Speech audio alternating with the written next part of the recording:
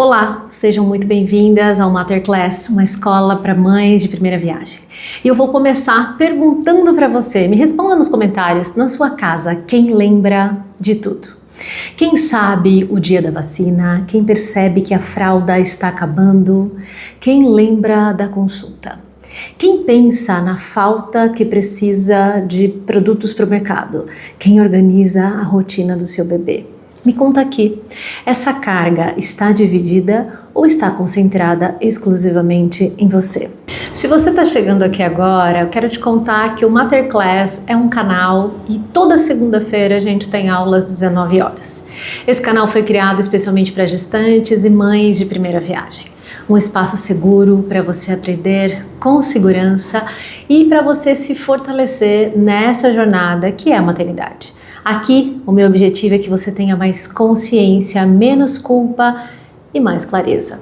Porque no meio de tantos palpites, comparações, informações desencontradas, muitas mães vão se sentindo sozinhas, sobrecarregadas e por vezes até confusas sobre o que realmente elas estão vivendo. E a ideia do Materclass é justamente essa, ser uma pausa na sua semana.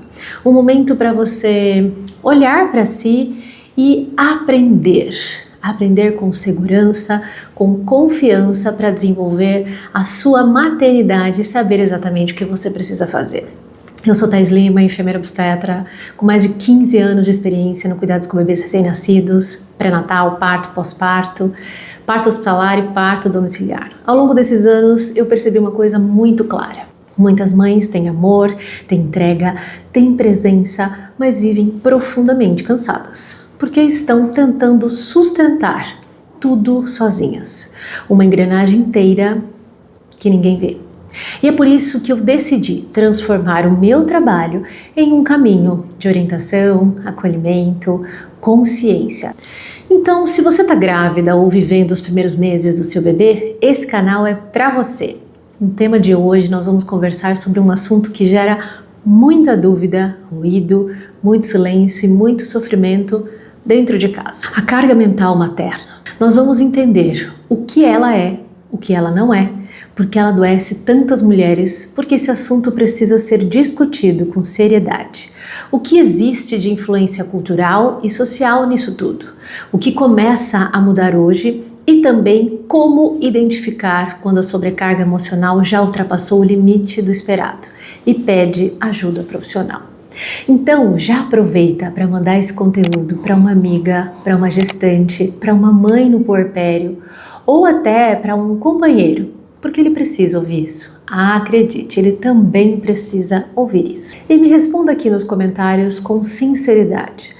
Você sente que pensa por todo mundo dentro da sua casa? Antes de aprofundar esse tema, eu quero começar pelo básico, porque muita gente fala sobre carga mental sem realmente entender do que se trata. Carga mental não é uma tarefa. Carga mental é um gerenciamento. Lavar a louça é uma tarefa. Trocar a fralda é uma tarefa. Dar banho no bebê também é uma tarefa. Ir ao mercado, outra tarefa. Mas pensar que a louça está acumulando, perceber que a fralda está acabando, lembrar que o sabonete do bebê vai acabar, se antecipar à consulta do pediatra, checar os horários da vacina, organizar o que falta para a semana, pensar no almoço, no remédio, na roupa limpa, na rotina da casa, no que precisa ser resolvido antes que vire um grande problema. Isso é carga mental. Carga mental é um trabalho invisível de manter tudo funcionando. É ser a central do comando da casa. É ser a pessoa que prevê, organiza, lembra, decide, antecipa, conecta tudo. E o ponto mais importante aqui é esse. Muitas vezes, a mulher não está apenas fazendo as coisas. Ela está pensando em todas as coisas ao mesmo tempo. Ela está lavando roupa enquanto pensa se já agendou a próxima consulta do bebê. Ela está amamentando enquanto calcula se ainda há fralda suficiente até sexta-feira.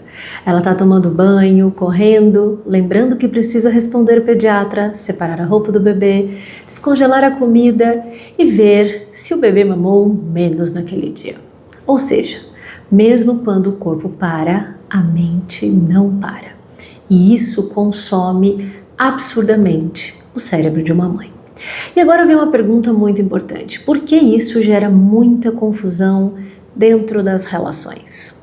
Carga mental não é ajuda e também não é sobre fazer uma tarefa isolada. Às vezes, o parceiro diz assim: mas eu ajudo, eu lavo a louça, eu troco a fralda, eu dou banho no bebê quando eu chego do trabalho. Ou diz assim: o que você quer que eu faça, amor?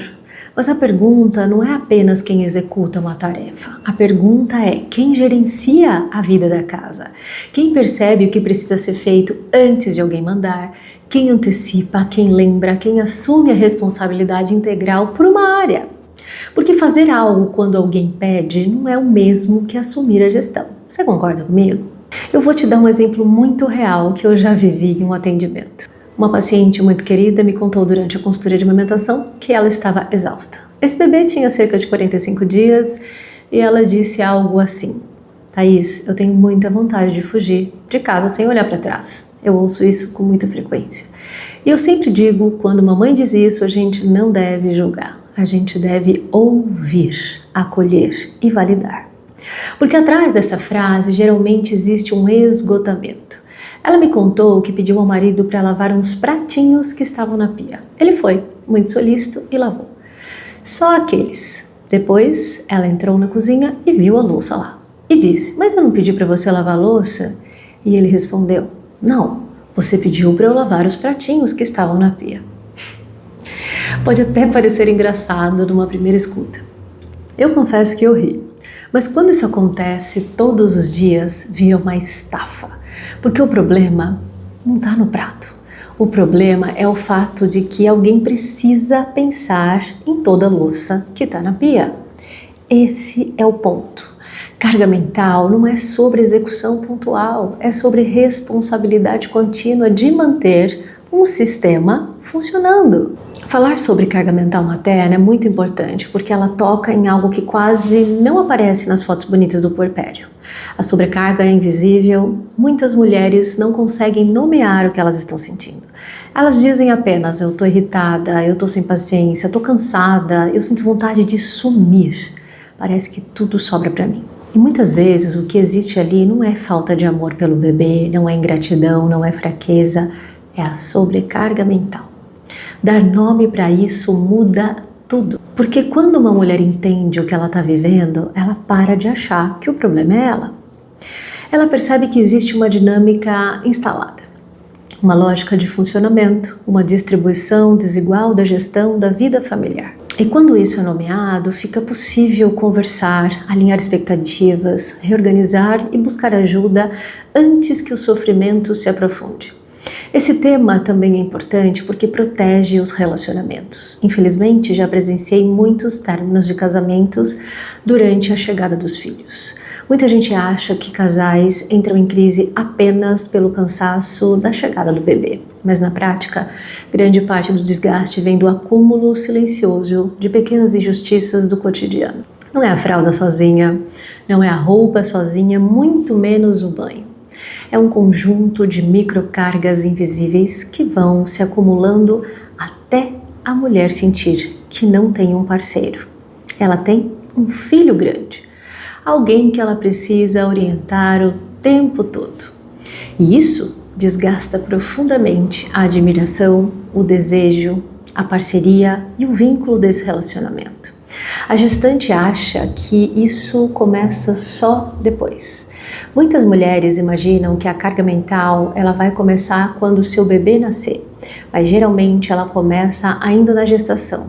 Eu ouço dizer que ela começa ainda antes da gestação. É a mulher que pesquisa tudo sozinha, que entra nos grupos, que acompanha consultas, que lê sobre a amamentação, que pensa no enxoval, que marca os exames, que lembra das vitaminas, que organiza a mala da maternidade, que pensa no berço, nas roupas, no pós-parto, nas fraldas, no pediatra e no plano B. Eu nunca vi nenhum homem fazer parte de um grupo de paternidade. Você já viu? Enquanto isso, muitas vezes o homem está presente, ele ama aquele bebê, ele ama aquela esposa, mas ele não mergulhou no processo do mesmo modo. Então, a desigualdade não começa no nascimento, ela começa muito antes. Eu tenho aqui um outro exemplo para dar. A puérpera que sente raiva, culpa ao mesmo tempo.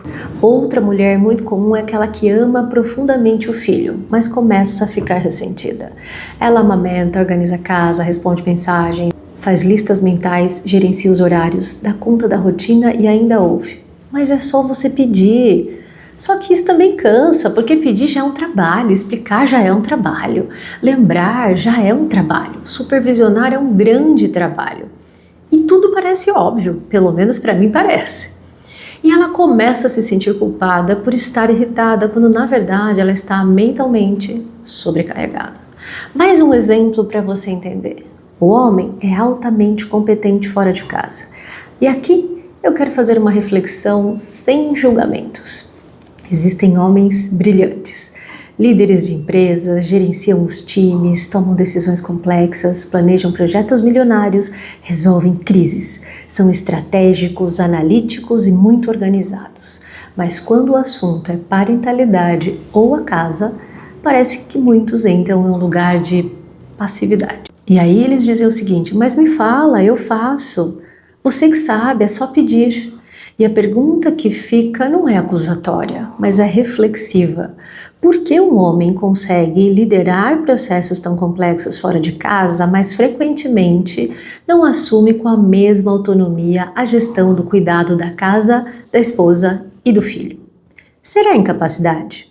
Ou será que a sociedade por muito tempo ensinou que esse campo não era uma responsabilidade dele? Essa é uma reflexão muito importante, porque quando entendemos que isso também é uma cultura, a conversa muda o tom. E eu tenho algumas objeções para dizer para você, algo que eu ouço muito. Mas meu marido trabalha bastante. Eu sei disso. Sim, ele trabalha, exige energia, foco e responsabilidade. Mas o cuidado com a casa e com o bebê também exige. O problema é quando a gestão inteira da vida doméstica da casa cai nas costas de uma única pessoa. A outra objeção é: mas ele ajuda quando eu peço. E aqui está o centro do tema. Ajudar quando alguém pede não é o mesmo que assumir a responsabilidade mental, certo? Quem pede continua gerenciando. E a terceira objeção é: mas eu prefiro fazer do meu jeito. Acho que essa aqui é bem forte. Isso também precisa ser olhado com honestidade. Sabe por quê? Às vezes a sobrecarga se mantém não só porque o outro não assume, mas também porque a mulher ferida, pela falta de suporte, acaba centralizando tudo para si. Então essa conversa, ela exige maturidade de ambos os lados. Agora eu quero entrar num ponto um pouco mais profundo. Por que isso acontece socialmente? Durante muito tempo a sociedade vendeu a ideia que existe o instinto materno, que torna a mulher naturalmente mais apta ao cuidado, não só ao bebê, mas ao gerenciamento da casa. Como se ela nascesse sabendo. Como se fosse um processo automático, como se fosse biológico pensar em tudo. Mas a ideia, embora muito repetida, precisa ser questionada. Porque o cuidado não é apenas instinto. O gerenciar não é uma atribuição feminina. O cuidado é prática, presença, envolvimento, repetição, organização e o gerenciamento da casa também. Existem estudos que mostram que habilidades relacionadas à sensibilidade, choro, vigilância, respostas afetiva e organização dos cuidados, eles se fortalecem com o envolvimento real, ou seja, cuidar desenvolve quem cuida. Então, talvez a pergunta não seja quem nasceu mais apto, talvez a pergunta seja: quem foi mais treinado? Quem foi mais convocado? Quem foi socialmente empurrado para esse lugar desde muito cedo? Meninas, por muito tempo, foram educadas para perceber o outro, para organizar, para cuidar, para ajudar, para antecipar. Meninos, por sua vez, muitas vezes foram educados para autonomia, desempenho e independência. Então, quando esses adultos chegam à parentalidade, a distribuição já vem marcada por uma educação desigual. Mas isso está mudando e eu acredito que está. E graças a Deus por isso. Hoje existe um movimento real de pais mais ativos, mais afetivos, mais implicados. Homens que trocam fralda, dão banho, colocam para dormir, levam ao pediatra, que estão ativos nas madrugadas, que estudam sobre introdução alimentar, que se envolvem no parto e querem viver a paternidade de verdade, inclusive o gerenciamento da casa, que é o tema desse vídeo, a carga mental. Isso é muito importante. Mas ainda assim, em muitas casas, a execução mudou e a gestão continua centralizada na mulher. Então, o passo seguinte da evolução não é só o homem ajudar mais, é o homem assumir mentalmente áreas da vida da casa e do bebê. E qual é o jeito certo que a gente começa a enfrentar esse problema? O jeito certo é conversar sobre a carga mental antes do ressentimento explodir. Eu sei, não é tão fácil assim as pessoas simplesmente sentarem e se abrir para conversar. Não é esperar uma briga grande, não é esperar a mulher adoecer, não é esperar o casamento desmoronar para ter essa conversa. O ideal é discutir isso ainda na gestação. Eu ouso dizer que no planejamento para uma gestação. Porque no puerpério existe privação do sono, vulnerabilidade emocional, dor, adaptação, medo, hormônios e cansaço extremo. Conversas difíceis ficam mais duras quando o corpo já está no limite. Então o jeito mais inteligente e maduro de fazer isso é, vamos lá, primeiro passo, mapear as tarefas invisíveis. Não só a que se faz, mas a que se pensa. Por exemplo, quem controla as fraldas, quem agenda as consultas, quem organiza os remédios, quem observa as mamadas, quem administra as visitas, quem cuida da roupa, quem pensa na alimentação da casa, quem mantém a rotina ativa. Segundo, dividir áreas de gestão, não apenas tarefas. Por exemplo, o parceiro pode assumir integralmente a gestão das compras e o abastecimento da casa. Outro pode assumir a logística da saúde do bebê. Outro pode ficar responsável pelo banho e pela rotina noturna. Mas assumindo de verdade, sem depender do comando de alguém do tempo todo. Terceiro, revisar periodicamente tudo que se foi estabelecido, porque a vida muda, o bebê muda e as demandas também. A divisão precisa ser viva, ajustável e conversada. Tipo um painel que a gente coloca para crianças pequenas sobre a rotina, essa é uma boa ideia. E quarto, aceitar que o outro talvez faça diferente. E aí eu vou falar com você, mãe. Esse ponto é delicado, porque dividir de verdade exige abrir mão do controle absoluto. Se estiver seguro, respeitoso e funcional, não precisa ser do seu jeito. Se o outro nunca decide, nunca vai desenvolver o repertório.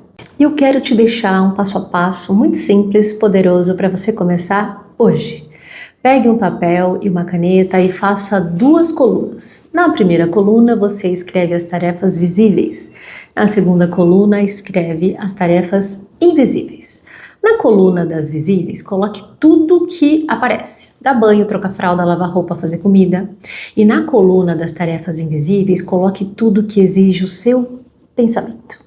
Lembrar da consulta, perceber o estoque, monitorar mamadas, pensar no mercado, organizar a rotina, antecipar uma crise, lembrar da vacina, responder mensagens, resolver pendências. Depois disso, sente com seu parceiro e mostre essa lista. Não é para você acusar, mas para você tornar esse processo visível. Porque aquilo que não é nomeado continua sendo tratado como se ele não existisse.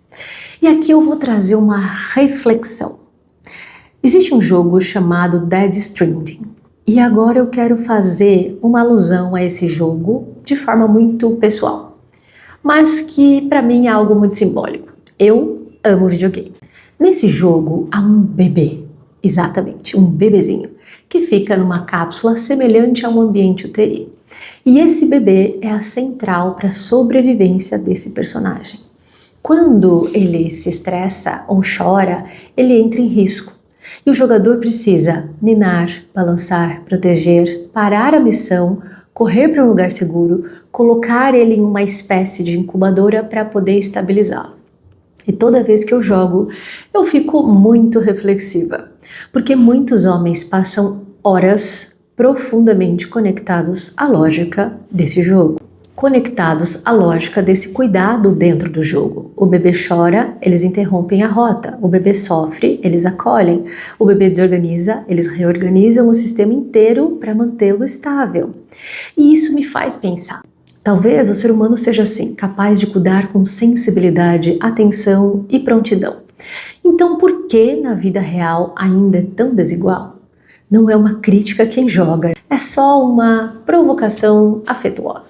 No jogo, a gente é capaz de sustentar o choro de um bebê ficcional, de protegê-lo, de levá-lo para se regular, de fazer o necessário para mantê-lo vivo dentro de uma narrativa. E às vezes ainda Temos tanta dificuldade de segurar o nosso próprio filho nos braços, de perceber a sobrecarga da mulher que está ao seu lado, de assumir integralmente o que realmente importa. Talvez o problema não seja a incapacidade. Talvez seja a dissociação entre a competência e a implicação. Talvez não falte inteligência, e eu acredito que não falta. Talvez falta convocação social, consciência emocional e decisão. E essa reflexão não é para envergonhar ninguém, mas é para despertar. Porque quando um homem entende que parentalidade também é liderança, é presença, é estratégia, também é gestão, a casa muda. A mulher respira, o bebê ganha, a relação amadurece. E um detalhe muito importante que eu preciso fazer uma ponte nesse tema.